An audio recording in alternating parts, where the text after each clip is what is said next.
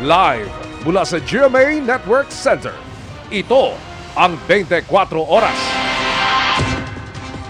Mga kapuso, ayan, bumubuhos po ngayon ang malakas na ulan sa ilang bahagi ng Metro Manila.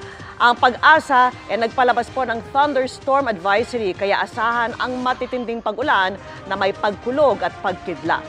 Nagdudulot po yan sa pagbigat ng trapiko sa ilang lugar gaya sa EDSA Guadalupe Bridge. Abangan po ang karagdagang ulat maya-maya lang. Magandang gabi po, Luzon, Visayas at Mindanao.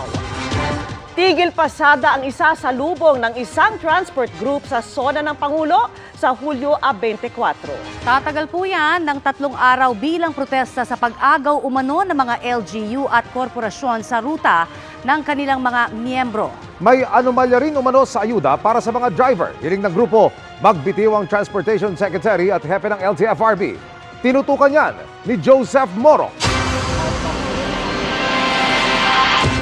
3 araw na tigil pasada mula July 24 hanggang 26. Ang balak ikasa ng isang grupo ng mga tradisyonal na jeepney driver kasabay sa State of the Nation address ni Pangulong Bongbong Marcos. Gagawin daw nila ito sa iba't ibang syudad sa bansa. Ito po ang sasalubong sa inyo sa SONA. Kung hindi po dito tatanggalin at hindi po masusolusyonan yung problema po ng mga traditional jeepney.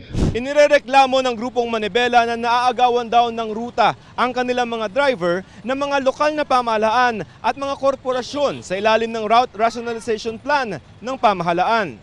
Sa ilalim ng PUV Modernization Program, pinagbubuo ang mga driver ng mga tradisyonal na jeep ng mga kooperatiba o korporasyon. Ang mga kooperatibang ito ang bibigyan ng mga ruta ng Land Transportation Franchising and Regulatory Board o LTFRB. Pero pinapabid daw ang mga rutang ito ng hanggang 5 milyong piso. Nangyayari na raw ito sa National Capital Region, Southern Tagalog, Western Visayas at Ilocos Region. Unti-unti pong kinakain yung mga ruta. Mga local politicians na po ang nagmamay-ari ng mga ruta. Kung sino po ang may kakayanang magbayad ng ruta, doon po nila ina-award dito. Saan po kami kukuha ng pangtatapat po dito? Ikinababahala ng grupo na kahit mag-consolidate sila ay wala rin silang makukuhang ruta. Kapag monopolyo na po ito, yung ating pong mananakay po ang magsasuffer dito. Bakit? Wala na pong habas na pagtaas po ng pamasahe ang mangyayari. Pinagbibitiw din nila sa pwesto sina Transportation Secretary Jaime Bautista at LTFRB Chairman Attorney Teofilo Guadis III. Bukod dito, isinawalat ng ilang miyembro ng grupo na may nakakuha ng mga ayuda galing sa pamahalaan kahit hindi na tumatakbo ang jeep. Si Prefecto Josue matagal nang walang tumatakbong jeep pero ginamit ang kanyang pangalan para kumubra ng ayudang 6,500 pesos. Pinakahuli noong January 2022. Aprobado raw ito ni NCR LTFRB Regional Director Attorney Zona Tamayo. Patay na nga yung unit, Ito nga yung papeles, Bakit nagkaroon ng fuel subsidy? Magkano hatian? Pati yung unit ko na matagal nang hindi tumatakbo, withdraw yung pera. Sinubukan naming kunan ng pahayag si Attorney Tamayo pero sa LTFRB Central Office na kami pinapakausap. Sabi naman ni Secretary Bautista, si Guadis ang kausapin. Ang tugon ni Guadis, iimbestigahan daw niya ito. Para sa GMA Integrated News, Joseph Morong, nakatutok 24 oras. Kinailangang putulan ng binti ang isang batang nahulog po sa lutuan ng uling. Yan ay dahil sa tindi po ng lapnos na tinamo ng biktimang 3 taong gulang. Ayon po sa tiyahin ng biktima, abala sa pag-uuling ang mga magulang ng bata nang mangyari ang insidente sa barangay Manobo sa Magpet, Cotabato. Halos kalahati raw ng katawan ng bata ang nalapnos. Dahil nga po malayo sa ospital, inabot pa raw ng 1 oras bago natignan ng bata ng doktor sa Kidapawan City. Umaapila ngayon ng tulong ang mag-anak. Namahagi ng mga bagong makinarya ang Agriculture Department para sa ilang magsasaka sa Butuan City. Sa Agusan del Norte, pinasinayaan naman ang hydroelectric power plant na inaasahang magpapababa ng singil sa kuryente. Nakatutok si Argel Relator ng GMA Regional TV 1, Mindanao. Malinis at mas murang kuryente.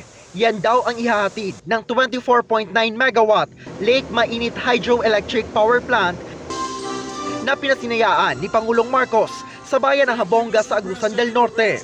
Aabot sa 45,000 kabahayan ang inaasahang makikinabang sa bagong power plant. The development of this hydropower site is a defining step towards our goal of securing much-needed power for the people of Agusan del Norte and its neighboring areas by taking advantage of its water sources. Bahagi raw ito ng pagsusulong ng Administrasyong Marcos sa renewable energy para pagaanin ang epekto ng climate change. I call once again on our private sector partners to join us as we realize our goal of advancing affordable, reliable, and clean energy for the benefit of our people. We assure you that this government will continue to improve bureaucratic processes in the energy sector to make it easier for investors to come in. Umaasa naman ang provincial government na mapapababa ng power plant ang kasalukuyang singil na 10 hanggang 11 piso kada kilowatt hour. Pinangunahan din ni Pangulong Marcos ang pamamahagi ng mga government assistance mula sa iba't ibang ahensya ng gobyerno sa Butuan City. Siyam na rice combine harvester mula sa RCEF program ng PhilMac ang ipinamahagi ng Department of Agriculture para sa siyam na magsasaka. Isang job fair naman ang handog ng DOLE kung saan nasa mahigit 800 local job vacancies at nasa mahigit 400 overseas job vacancies ang inaalok. Mula sa GMA Regional TV 1 Mindanao at GMA Integrated News, Origil Relator, nakatutok 24 oras. Mga kapuso, ngayong gabi na ang simula ng gabi-gabing water interruption sa ilang lugar na siniservisyohan ng Maynilad. Kaya kanya-kanyang diskarte sa pag-iipon at pagtitipid ang mga maapektuhan. Habang nagprotesta naman ang isang grupo. Nakatutok live si Sandra Aguinaldo. Sandra! Yes, Emil. Nako, alas 6 ng gabi bumuhos ang malakas na ulan dito sa aking kinaroroonan sa Sampaloc, Maynila. Pero ngayon pong alas 7 ng gabi, kasama ito rong Barangay 446 sa Sampaloc, Maynila. Ito po yung lugar na sineserbisyo ng Maynilad sa mga lugar na mawawalan ng serbisyo ng tubig. Paalala lang po, meron tayong water interruption. Mamaya pong alas 7 ng gabi. Sa Barangay 446 sa Sampaloc, Maynila, ilang ulit nagpaalala ang barangay na paghandaan ang water interruption. Kaya bukod sa pag-iipon ng tubig, nagtitipid na rin sila sa konsumo, gaya halimbawa ng paggamit ng pinagbanlawan para panlinis o kaya ay pambuho sa palikuran. Yung mga pinagugasan, niipon namin para pwede pambuho sa CR o panlinis sa sahig or saan. Para makatipid ng tubig. May pinagsabunan ko yun, nilagay ko na doon. Malampaso sa sahig yun. Inanunsyo ng Maynilad Water Services na simula ngayong gabi ang daily water interruption sa mga bahagi ng Caloocan, Malabon, Manila, Valenzuela, Navotas at Quezon City. Depende sa lokasyon, inaasahang babalik ang serbisyo ng tubig kinabukasan simula 4 a.m. Ang mga apektado mga barangay nakalista sa Maynilad Facebook page. Kapos na yung ating natatanggap na supply volume dito po sa ating treatment plant sa Quezon City. So dahil kapos po siya, napilitan po siya, tayo na banatin po siya para lahat ng customers ay meron pa ring tubig at wala pong areas na mawalan for 24 hours. Kasama rin ang barangay ni Mang Magno sa mawawalan ng tubig sa Quezon City ngayong gabi, kaya pinununan niya ang lahat ng pwedeng pag-ipunan ng tubig. Ang backup plan niya, mag-ipon din ng tubig ulan panlinis at pandilig ng halaman. Yung alulod niya yan, yung dapat niya binutasan ko at siniksikan ko ng hose, itong hose na ito para hindi ko na aabangan kung kailan siya na uulan. Igaganyan ko na lang sa drum. Sabi ng Maynilad, nabawasan ang kanilang raw water supply matapos magbaba ng alokasyon ang National Water Resources Board o NWRB. Dahil sa patuloy na pagbaba ng level ng tubig sa Angat Dam. Meron po kaming 80 mobile tankers na naka-standby na po yan sa ating mga field offices. Ang mas mainam po sana kung paghandaan na lang siya ng ating customers. Mag-ipon na po doon sa mga oras na may tubig pa sa kanilang lugar. Kasi para hindi na rin po sila umasa sa deliveries. Patuloy raw ang paghahanap ng Maynilad ng alternatibong mapagkukunan ng tubig. Serbisyo sa tao! Kanina, nagkilos protesta ang grupong Bayan Muna sa harap ng opisina ng Maynilad. Hindi raw sapat ang paliwanag ng Maynilad sa pagkaantala ng serbisyo nito. Noong 2020, ang kanilang water leakage is about 394 million liters tagas dahil hindi nyo naayos yung mga pipes nyo, dahil hindi nyo ginagawa. Kasalanan ba namin yun? Kasalanan nyo yun? Tugon ng Maynilad. And ginagawa naman po natin siya ng paraan dahil meron nga tayong alternate sources na ngayon. And that's the reason why na-isolate po natin siya to off-peak hours yung interruption. Patuloy po yung ating pagtatrabaho para ma-minimize pa po yung epekto nito. Hindi pa masabi ng Maynilad kung hanggang kailan tatagal ang daily water interruption. Ayon po sa Maynilad ay may mga lugar ngayong gabi na maaring maantala yung pagka-delay ng tubig at maaari din na maging mas maigsi yung delay o yung pagkaantala ng tubig gaya noong inanunsyo nila. Pero ganun pa man, mas mabuti na raw na maging handa yung mga residente sa mga lugar na yan. Yan muna po pinakahuling ulat mula dito sa Sampaloc, Maynila. Sandra Aguinaldo para sa GMA Integrated News. Maraming salamat, Sandra Aguinaldo. Chika in a minute! Good evening mga kapuso! Mabilis na chikan tayo para updated sa showbiz happenings. All smiles na dumalo sina Primetime King and Queen Dingdong Dantes at Marian Rivera sa Pag-asa Caritas Philippines Alay Couple Commitment Night. Part yan ng pagiging ambassador at large ng couple. Very honored daw ang Dongyan for the opportunity. It's a fun-filled birthday celebration para kay Sparkle teen star John Clifford na nakasama pa ang kanyang fans. Dream come true din kay Clifford na makasama ang family niya all the way from Cebu for his birthday. And he's burning like hot, hot, hot! Halos nayanig ang carrots sa latest shirtless photos ni Mingyu sa kanyang IG. May bonus pa dahil nakasama niya rin ang crew-member niyang si Woozi na sizzling hot din sa pool. And the K-Fever keeps on going dahil sa back-to-back new songs kabilang na dyan ang Super Shy ng New Jeans at music video na Cream Soda ng The Kings, EXO. Bahagi yan ng comeback album ng kanilang Exist album.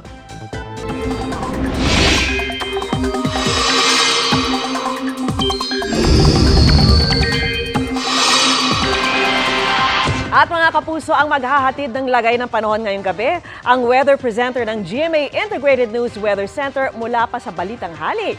Walang iba kundi si Katrina Son. Good evening sa iyo, Katrina. Maraming salamat, Vicky, at magandang gabi mga kapuso. Patuloy na maghanda dahil uulanin ang malaking bahagi ng bansa dala ng low pressure area at hanging habagat. Huling namataan ng LPA sa layong 400 kilometers silangan ng Infanta Quezon. Ayon sa Pag-asa, hindi pa rin inaalis ang tsansa nitong maging bagyo sa mga susunod na araw at posibleng lumapit sa Luzon. Pero maging bagyo man o hindi, magpapaulan pa rin ito sa halos buong bansa dahil sa hanging habagat na hinahatak o pinalalakas ng LPA. Base sa rainfall forecast ng Metro Weather, bago magtanghali bukas magsisimula ng ulanin ang malaking bahagi ng Luzon. Mas maulan na sa hapon at sa halos buong Luzon na yan. May matitinding ulan sa Cagayan Valley at Aurora. Sa Metro Manila, umaga pa lang ay may ulan na sa ilang lugar. Maaring magpatuloy yan hanggang hapon at gabi kaya maging handa sa posibleng pagbaha. May ulan din bukas sa Leyte at umaga din sa Panay Island at sa Negros Provinces. Mas malawakan na ulan sa hapon kaya maging alerto. Sa Mindanao naman, may ulan sa umaga sa Sulu Archipelago at ilang bahagi ng Sox Region. Sa hapon, asahan din yan sa Caraga at sa Davao Region. May heavy to intense rains sa Surigao Provinces, Misamis Occidental at Northern Mindanao. Samantala, sa Ilocos Sur, agaw pansin ang tila ring o bilog na nakapalibot sa araw. Tinatawag yang sun halo na ayon sa Pag-asa ay nabubuo kapag ang sinag ng araw ay tumatagos sa ice crystals ng matataas at maninipis na ulap. Kumakalat at nagbe-bend o nababali ang liwanag mula sa araw at nakabubuo ng halo. At yan ang latest sa lagay ng panahon. Ako si Katrina Son. Ito ang GMA Integrated News Weather Center. Maasahan anuman ang panahon. Tinawag ni Senador JV Ejercito na kalapastangan sa Diyos ang viral performance ng isang drag queen habang nakabihis ala Nazareno sa saliw ng dasal na Ama Namin. Pero pagtanggol ng ilan, pagpapakita lang yan ng sining. Ang paliwanag ni Pura Luca Vega sa pagtutok ni Ian Cruz.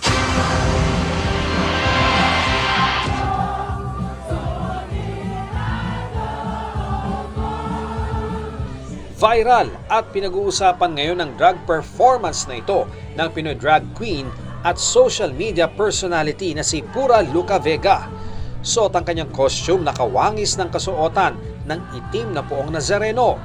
Kasama ng kanyang manonood sa isang bar, sama-sama nilang inawit ang isang tila upbeat at remix version ng dasal na Ama Namin.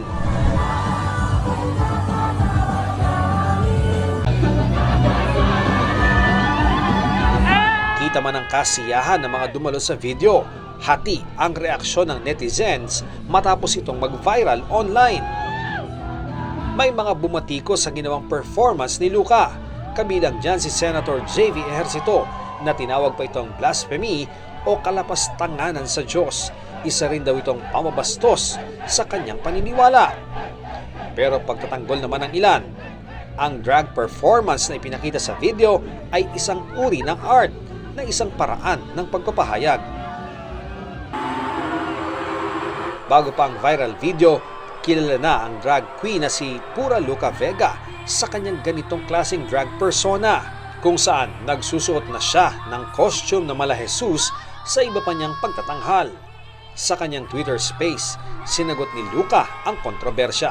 My intention was never really to mock per se. Feeling ko I was very careful when I did that because I don't want it to come across as something that's very offensive. I also did that intentionally to challenge our notions of how we worship or how we sing our praise. Was it offensive because I'm a queer individual or was it of other factors? It was in no way trying to demean naman. Para sa GMA Integrated News, Ian Cruz, nakatutok 24 oras.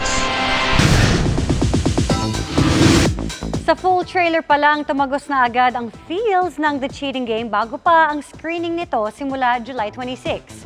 Ang tanong tuloy, may hugot ba from real life sina Julian San Jose at Raver Cruz? Ang sagot sa chika ni Lars Santiago. Ilang beses mang nagkasama sa iba't ibang projects, hindi raw maiwasang kabahan ni na Julian San Jose at Raver Cruz ngayong nalalapit na ang pagpapalabas ng kanilang first big screen project para sa pelikulang The Cheating Game. Surreal lang kasi finally papalabas na yung first movie namin ni Ray, of course under GMA Public Affairs, GMA Pictures. So we're very excited and thankful sa opportunity na ito na maipakita din namin yung ibang side namin. Parang kailan lang kasi sinushooting namin to. Na-stop pa nga to dahil nag-pandemic eh. So, tas ngayon ipapalabas na. So, I'm very happy and very excited na mapanood din namin kasama yung mga supporters and lahat ng cast. Ano yan? Very vocal nga si Raver sa kanyang paghanga kay Julie sa ipinapakita nitong husay sa pag-arte. Iba-iba lagi yung paglagay niya ng backstory and pag-act niya dun sa character, like coming from Maria Clara and then now The Cheating Game. Ibang-iba, pati kung paano siya bumitaw ng drama and ng the way she talks and yung mga nuances niya. Talagang sineparate niya coming from Maria Clara. Kinikilig ako kasi syempre although lagi naman ako kinikilig kay Ray, pero iba pa rin syempre kapag napapansin niya yung sa work and nagbibigay siya ng feedback and I really appreciate him for that. Cheating ang tema ng kanilang pelikula, kaya malaking hamon kung paano ito tatalakayin sa kwento. Pero sa tunay na buhay, naranasan na ba ni na Julie at Raver na mabiktima ng cheating sa pakikipagrelasyon? Yes. But, you know, it happens and it's part of life. Ang importante naman dyan, hindi ka magdadwell doon sa action na yun or like doon sa consequences ng action na yun, di ba? Ang importante is you learn from it and then you move on. Coming from experience, maswerte lang din ako nagkataon na maayos po lahat ng paghihiwalayan na nangyari sa buhay ko po. Hindi ko po na-experience and mukhang hindi ko na siya ma-experience for life kasi kahit ako nasa The Cheating Game ako na movie pero wala naman akong plano mag-cheat.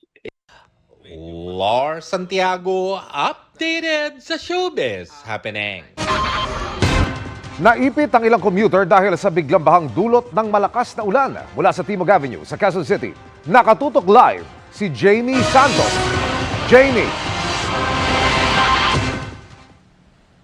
Emil, sa pagbuhos ng malakas na ulan ngayong rush hour, nakadagdag ito sa bigat ng daloy ng trapiko at hirap sumakay ang mga commuter. Halos mag-zero visibility kaninang alas 6 ng gabi sa pagbuhos ng malakas na ulan. Sinabayan pa yan ng malakas na kulog at kidlat. Ang ilang motorcycle rider na inabutan ng ulan, kanya-kanyang hanap ng masisilungan sa ilalim ng MRT at mga footbridge. May mga commuter din na na-stranded sa May Kamuning MRT station. Pero ilang bata sa Nia Road, sinamantala ang ulan para maligo at maglaro sa baha. Halos kalahating gulong ng sasakyan ang taas agad ng baha sa timog. Ang ilang motorcycle rider, tumirik ang motorsiklo matapos suungin ng baha. Maging sa bahagi ng Espanya sa Maynila, mabilis ding tumaas ang tubig matapos ang malakas na ulan. Yan ang latest mula rito sa Timog Avenue. Balik sa inyo, Emil. Maraming salamat, Jamie Santos. Pinag-iingat ng Department of Science and Technology ang mga dumarayo pa rin sa Bulkang Mayon para mag-ATV rides. Ang importante ay wala sila doon sa loob ng 6-kilometer permanent danger zone at may sapat na distansya at dapat ay nakasubaybay at tumututok sa pagmamonitor ng DOST FIVOX. Ayon po kay Secretary Renato Solidum, bukod kasi sa pagsabog, delikado ang pyroclastic density current o mabilis na paghulog ng mga bato kasama ang ibinubugang lava ng bulkan. Sa ngayon, hindi pa naman daw nila inirerekomendang palawakin ang 6-kilometer permanent danger zone pero pinaghahanda na rin ang mga nasa kalapit nitong lugar. Nauna nang siniguro ng mga nakausap naming ATV operator na binago na nila ang ruta ng mga ride at palayo na po sa bulkan. Pinaikli rin nila ang mga ride. Samantala, sinagot ng Tape Incorporated ang reklamong copyright infringement at unfair competition na inihain po nina Vic Soto, Joey De Leon at dating Senador Tito Soto sa Marikina Regional Trial Court. Sabi ng abogado ng Tape Incorporated, wala raw silang ginagawang copyright infringement. Ayon kay Attorney Maggie Garduque, ang pangalan, disenyo at logo ng Eat Bulaga ay isang trademark at hindi saklaw ng copyright. Ang Tape Incorporated daw ang may hawak ng registration ng trade name na Eat Bulaga. Kaya hindi raw sila maaring sampahan ng reklamong infringement dahil sila ang may-ari ng trademark. Kasama rin sa reklamo ang GMA Network Incorporated. Sabi ng kumpanya, ire-refer nito ang reklamo sa legal counsel ng network. Matatanda ang umalis sina Tito, Vic and Joey at iba pang hosts ng Eat Bulaga kasunod ng hindi pagkakasundo sa Tape Incorporated na isang block timer sa GMA. Magpapatupad ng gun ban para sa State of the Nation address ni Pangulong Bongbong Marcos. Ayon sa tagapagsalita ng PNP, ipatutupad ito sa Calabarzon, Central Luzon at National Capital Region simula July 24 hanggang July 25. Wala naman daw natatanggap na banta ang PNP para sa zona ng Pangulo pero magpapakalat pa rin sila ng 23,000 pulis para matiyak ang seguridad. Gustong malaman ng isang senador kung dumaan sa bidding ang bagong logo ng PAGCOR. May quotation nitong mahigit 3 milyong piso batay po sa Notice of Award na nakapaskil sa website ng ahensya. Nakatutok si Jonathan Andal. 3, 2, 1. Ladies and gentlemen, a round of applause for the new PAGCOR logo. Ipinakita kagabi ang bagong logo ng Philippine Amusement and Gaming Corporation o PAGCOR sa 40th anniversary ng Government-Owned and Controlled Corporation. Sabi ni PAGCOR Chairman and CEO Alejandro Tenco, ipinapakita sa bagong logo ang apoy na mayahalin tulad sa energy, inspiration, passion at transformation. Simbolo rin daw ito ng guidance, leadership at direction. Pero pinupuna ito ngayon sa social media. Bakit pa raw kailangan palitan ang lumang logo? Pinupuna rin ang ginastos dito. Batay sa Notice of Award na nakapaskil sa website ng PAGCOR, ang quotation sa logo na inaprobahan ng PAGCOR, 3,035,000 pesos.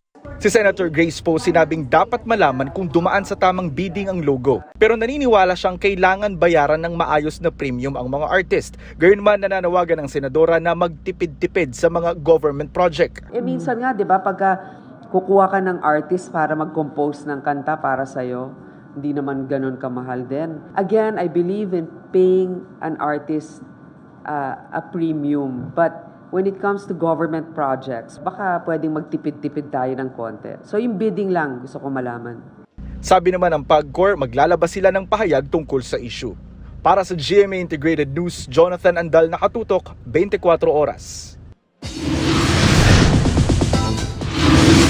More than a week to go na lang bago ang GMA Gala 2023 na tinututukan from planning to execution.